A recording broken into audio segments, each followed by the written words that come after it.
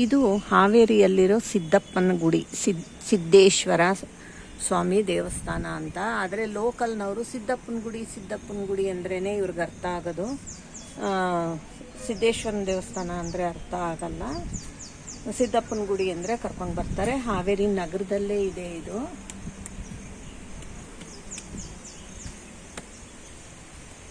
ಇದು ನೋಡಿ ಏನೋ ಮಾಡಿದ್ದಾರೆ, ಏನಂತ ಗೊತ್ತಾಗಲಿಲ್ಲ.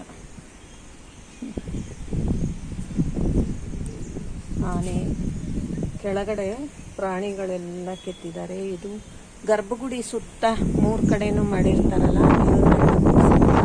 ಕೂರಿಸಿಲ್ಲ, ಇಲ್ಲ ಕೂರಿಸಿದ್ದು ಧ್ವಂಸ ಮಾಡಿದಾರೋ ಗೊತ್ತಿಲ್ಲ.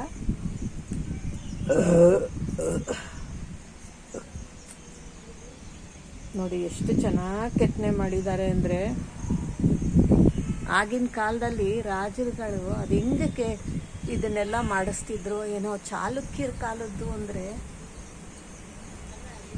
ಎಷ್ಟು ಚೆನ್ನಾಗಿ ಕೆತ್ತನೆ ಮಾಡಿಸಿದ್ದಾರೆ ನೋಡಿ. ಅಂದರೆ ಅಪೂರ್ಣ ಆಗಿದೆ ಅನಿಸುತ್ತೆ. ಅಲ್ಲೆಲ್ಲ ಏನು ಅದೇ ಪ್ರಭಾವಳಿ ಥರ ಮಾಡಿದ್ದಾರೆ, ಆದರೆ ಒಳಗಡೆ ದೇವರುಗಳಿಲ್ಲ.